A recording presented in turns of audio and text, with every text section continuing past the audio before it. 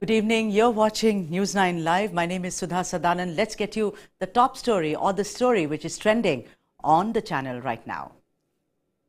India's tumultuous political history revealing backroom stories, humorous anecdotes and invaluable life lessons come together in Azad, Ghulam Nabi Azad's autobiography, which is to be released on Wednesday. In his autobiography or memoirs, the rebel Congress leader Ghulam Nabi Azad has revealed that when Home Minister Amit Shah repealed Article 370 in the Rajya Sabha and bifurcated Jammu and Kashmir, the opposition sat on dharna. However, senior Congress leader Jairam Ramesh did not join the protest. Jairam, who's currently AICC General Secretary in charge of communication, was the chief whip of the party in the Rajya Sabha. Jairam Ramesh is not the only recipient of Azad's ire. Salman Khurshid, who had questioned Azad's role in the G23 group of dissenters, finds a special mention as well. The former Congress leader also pointed the finger at Rahul Gandhi for his mismanagement on Hemanta Biswa Sarma's issue, saying it finally led to the downfall of the Congress in Assam and the entire northeastern region. From being a troubleshooter to getting into trouble in the party, Ghulam Nabi Azad finally quit Congress after a 50-year-long stint. So let's decode this. I mean, what is the memoirs all about? What is the autobiography? Is there a special message apart from what he's been saying since he has actually rebelled? Joining me on the debate is my colleague Kartikeya Sharma. Hi, Kartikeya. Hello, Sudha. I think Azad in his memoir is pretty bitter. If you recall, he has written an 8-page letter when he quit the Congress party. And in that eight-page letter, he had directly attacked Rahul Gandhi.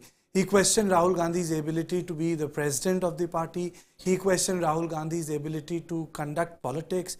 He questioned Rahul Gandhi's ability to hold everyone together. Now, in his book, which has been accessed by our colleague Ghulam Jilani, he has spoken on various issues like, for example, G23. In that context, Ghulam Nabi Azad says very bitterly that we were not against the party leadership. We wanted party to hold free and fair elections. Ghulam Nabi Azad has been saying that you have people in the party who are nominated members, retired members, and they decide who the ticket should go to. Now, there can be multiple point of views. It's a bit rich coming from Azad, who has benefited entirely from the Congress party. He has been health minister. Ghulam Nabi Azad was minister when Narasimha Rao was in power. He has held portfolios. Azad was extremely close to Rajiv Gandhi. He was, for entire UPA years, he was either the cabinet minister or the chief minister of Jammu and Kashmir. Azad was given the LOP of Rajya Sabha when Congress could not afford LOP in Lok Sabha. For the first time after independence, Congress was leader of the biggest parliamentary party in Lok Sabha because they did not have the 60 number. So I think it's mixed. I think Mr. Azad is bitter. He wanted a little more from the party, but the points he has made is not something which have not been debated. That's what I wanted to tell to actually debate with you, Kartikeya. A book, when you write an autobiography, and 50 years is a very, very long time in politics. I mean, if you look at the generational changes that he has witnessed, whatever the elections, I mean, the downfalls and the successes. 50 long years, when you write your memoirs, your autobiography, a reader or someone else would expect hitherto unknown aspects. It has to be a mix. But today, when, like we have now, highlighted the salient points, him talking about Jairam Ramesh may be something new. But Hemanta Biswa, it's all over. He's almost sounding like the voice of a BJP member. It is nothing new for me. I mean, would you agree or would you disagree? I won't disagree with you because you see, if you read the book, Ghulam Nabi Azad has been pretty, it's like his fanboy movements with Indira Gandhi, his fanboy movements with Rajiv Gandhi, his accommodation with Sonia, his comfort level with Narasimha Rao, Sitaram Kesri, his relationship with Pranab Mukherjee, Manmohan Singh. I think Azad's problem starts with Rahul Gandhi. Right. Azad's problem starts with the rise of Ahmed Patel. Now, Ahmed Patel is not in the Congress party, passed away. In the later stage, Ahmed Patel himself was sidelined. But Azad survived all that.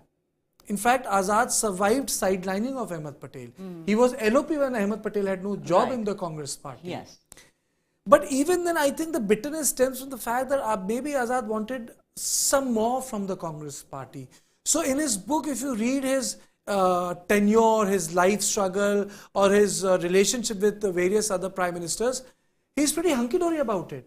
Right. The bitterness starts after 2005 itself. Right. So, you were talking about Pranab Da, but, Pranab Mukherjee's book, if you read Coalition Years or even the later years, it's a wonderful mix of the political landscape that he was an integral part of. But like you say, his bitterness starts with Rahul Gandhi, which must be way down. Also joining me is my other colleague, Ghulam Jilani, who has a book, like Kartikeya was saying, that he had accessed the book. Ghulam, if you can show us a copy of that book, it has a lovely cover. There you have it. Tell me something, Ghulam. Is it, every expert says that Ghulam Nabi Azad is respected for who he was as long as he was in the Congress party. Do you think after this memoir, after this autobiography, you think that his goodwill is going to increase, in a place where he's a native of, that is Jammu and Kashmir? What is it going to do to his political career, as it were? See, thank you for having me. This book comes at a very crucial stage. It comes at a time when Karnataka is going to elections. It comes at a stage when mainstream politicians in Jammu and Kashmir are demanding elections. Jammu and Kashmir has been without an elected assembly since 2018. So, coming to your question about what will it do to his followership, to his support in Jammu and Kashmir, it's very interesting. When Ghulam Nabi Azad left the Congress party, there was a buzz that he would join BJP, which he did not. In fact, in one of the pages of the book, he mentions that when Prime Minister Modi gave that emotional speech, farewell speech, in 2021, when Ghulam Nabi Azad's term as Rajya Sabha member ended. So he has called out people for calling him a BJP man, but he's explaining that it was not his intention to go into the BJP. Yeah, that's what, Ghulam, I'm sorry to interrupt, but I wanted you to tell the viewers as to what are the salient things that you notice which have come out of this book. Of course, they can go buy the book, but why not we be the first ones to tell them? Yeah. So there are basically, this book is, I would say this book is divided into two parts. As Kartikeya sir was mentioning, this book talks about his relationship with all the Gandhi family members, right from Indira Gandhi, Rajiv Gandhi, Sanjay Gandhi, then Sonia Gandhi, then to Rahul Gandhi. So if you look at the part until Sonia Gandhi, he has been all praises for Sonia Gandhi. He even refers Sonia Gandhi as Sonia Ji in the book, right? But when it comes to Rahul Gandhi, starting from the Rahul Gandhi's anointment, he's calling out mistakes that Rahul Gandhi did. For example, there is this episode in 2014 when former Congress leader, who is now Assam Chief Minister Himanta Biswa Sharma, left the Congress party and joined the BJP. So Ghulam Nabi Azad has clearly mentioned that he had come to Rahul Gandhi, he had explained to Rahul Gandhi how important Mr. Biswa Sharma is, how he has got the support of the MLAs, and how it will be detrimental for the party, at least in the northeast, to let him go. But despite all this feedback that Mr. Azad had given Rahul Gandhi let Himanta Biswa Sharma go. So that is one mistake that Rahul Gandhi did, which is mentioned in the book. Another point in the same episode is that Sonia Gandhi was the president of the party at that time. So Mr. Azad believes that Sonia Gandhi could have easily asserted herself and asked Rahul Gandhi to stop Himanta Biswa Sharma. What happened in Northeast then, that rest is history. Again, towards the end of the book, he talks about the psychophancy culture in the Congress party. Again, it is something very new. It is not something very new. Everybody knows about, how leaders have risen through the ranks in the party. Ghulam, I have a question for you.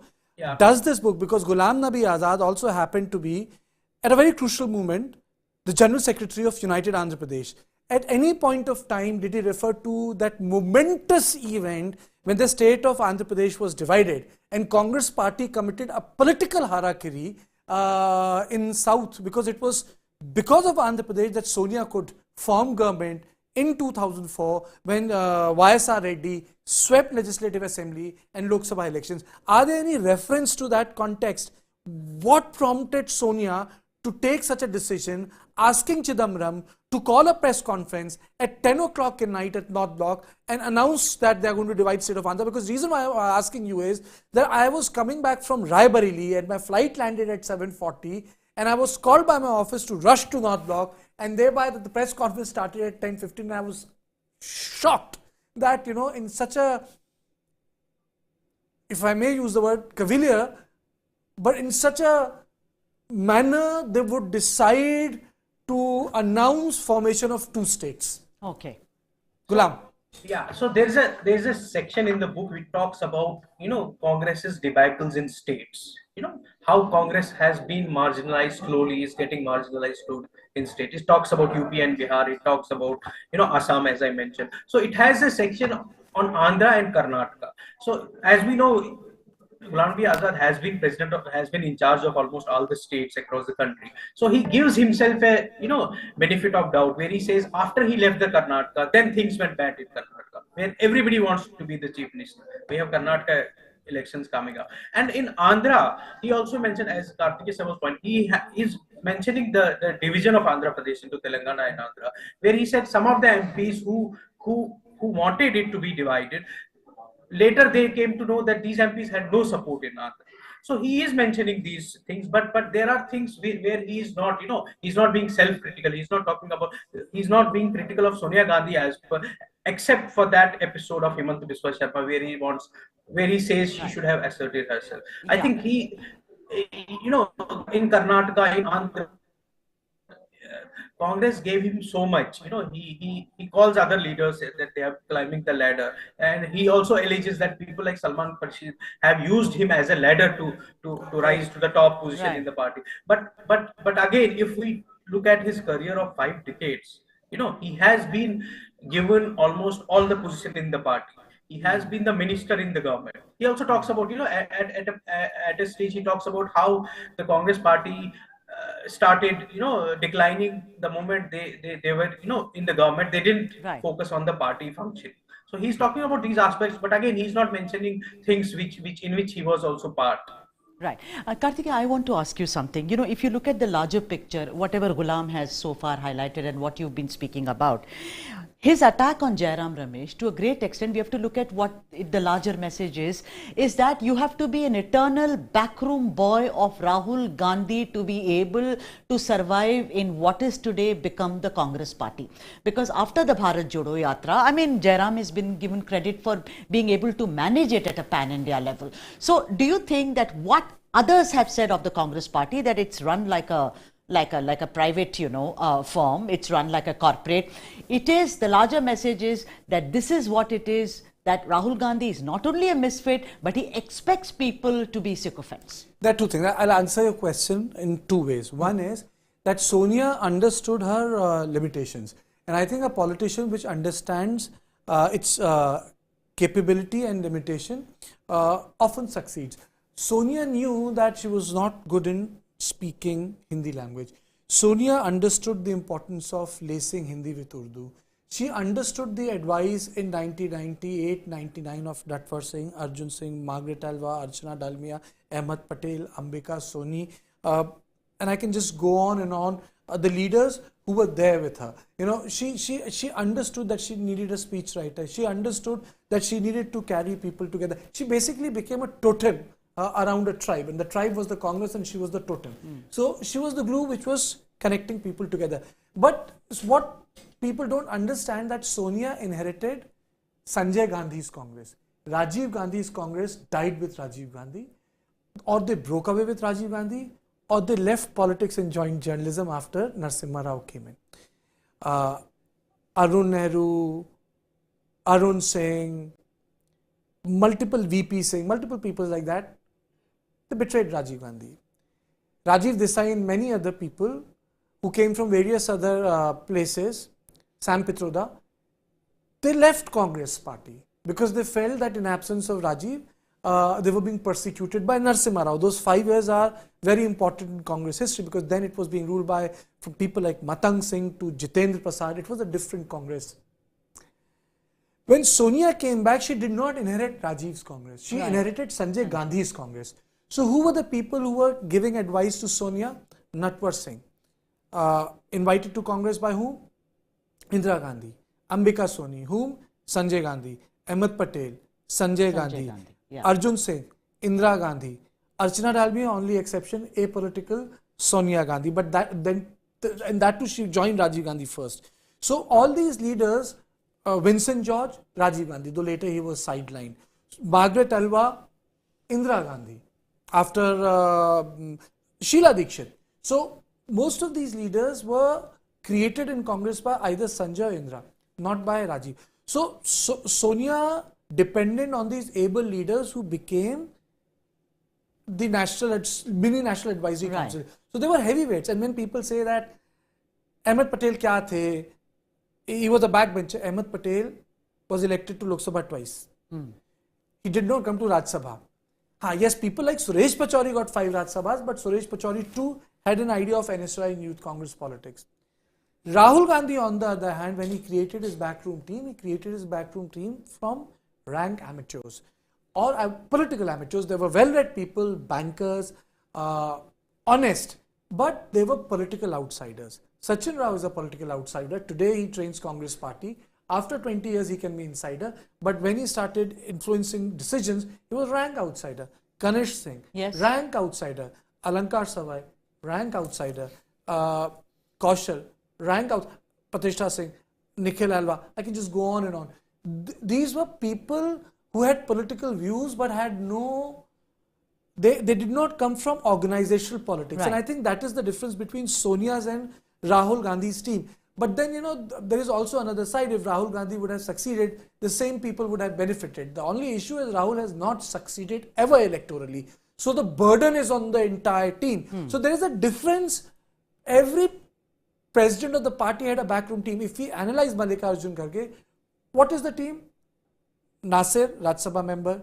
Gurdeep Singh Sabal, former CEO of Rajya Sabha TV and OSD to Hamid Ansari and former PA to Mr. Khurshid. And then I can count 2 other members. I don't want to name them. One was in AICC, part of the communication department. Other was a social media influencer and started contributing to the Congress party and became an important person.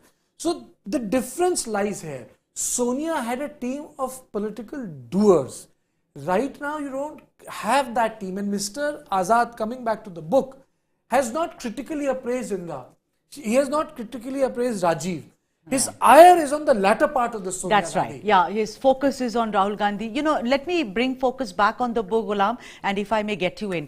Like Stalin, when he wrote his book, which was, of course, released by Rahul Gandhi in Chennai, he wrote about his rise in Dravida Munnetra Kazhagam. He wrote about social justice, about Dravidian principles.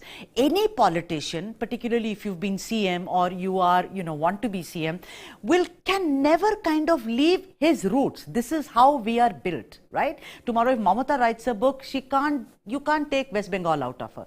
Tell me, in this book, don't you think that this book is more about Azad as a Congress person than as someone who hails from Kashmir? I mean, what is it like? I keep coming back. What is it going to do his core constituency, as it were? Because his avatar has changed today. See, you rightly pointed out, the book starts with the chapter on his Kashmir, upbringing, but again, it quickly goes to his youth Congress days when he was made the president of the youth Congress party, and then to his, government days when he was in the government, and how his, I just want to point out on the psychophancy point. This book to me is a contradiction in itself. While it talks about psychophancy towards the end, I'll read from the book for our viewers about the psychophancy thing. Mr. Azad, sums up as, and I quote, "The root cause for the Congress downfall is that it destroys its own political leaders at the national and state levels by projecting parallel incapable leadership against them. By destroying the top to the bottom in the process. Over a period of time, psychophancy has taken a center stage in the party, and sadly, nobody wants to hear the bitter truth." So he sums up with a statement on psychophancy within the Congress party. But at the same time, if you look at the first part of the book till Rajiv Gandhi and till in fact Sonia Gandhi, he comes across as one of the biggest psychopaths. I mean, if I may say so. But then again, then he becomes critical of the party after that. So it is a contradiction that, if I coming back to the movie industry, Ghulam Nabi Azad. I think there's a bit of an audio problem. Yes, with, there is a Ghulam. bit of an, and I think we'll get Ghulam back going in a back bit. to Himanta Biswa Sarma, I Yes. remember, I had a conversation with Pema Khandu on this, the current Chief Minister of Arunachal Pradesh. And I'll tell you what happened. The whole issue was that Rahul Gandhi allowed Himanta Biswa Sarma leave Congress party. That famous Piddi thing everyone is aware of. The dog, The dog. But there's a difference. Pema Khandu, before leaving Congress party, said that he wanted to seek an appointment with Rahul.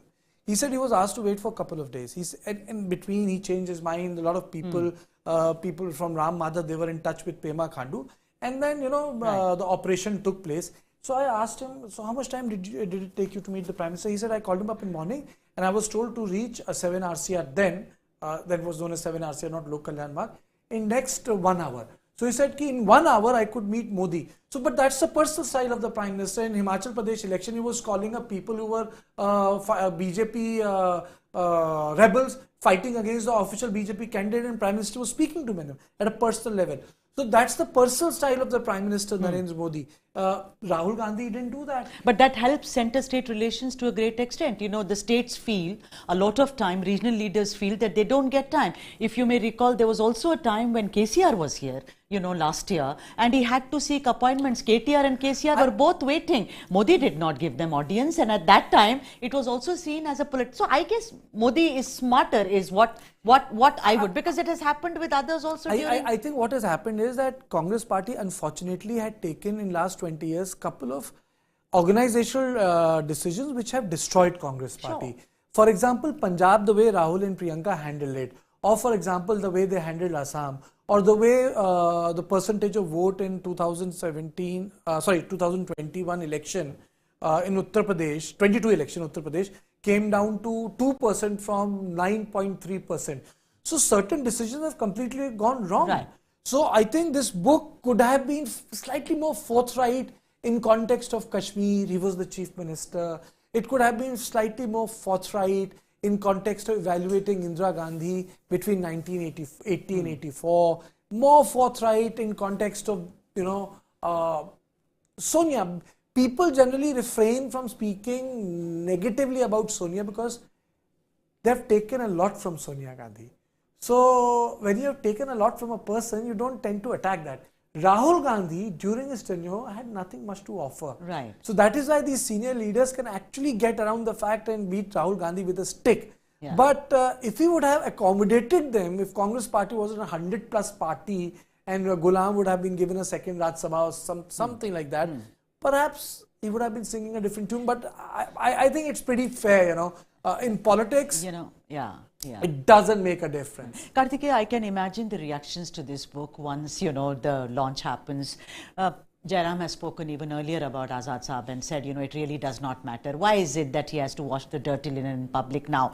I can imagine, and I'm punting, the thing is that, does it ultimately, will it matter either to the Congress party or to the BJP? There could be some murmurs that, hey, he's once again, praising Modi to the skies. But ultimately, politically, will this book kind of create any kind of a ripple in the political circles? See, Ghulam Nabi Azad created history very few people recall. Ghulam Nabi Azad, in history of independent India, was the first Jammu Muslim to have become the Chief Minister of the Valley. Mr. Azad does not come from the valley. He comes from Doda district. Yeah. And that is when he made the history. Before that, everyone was from Kashmir.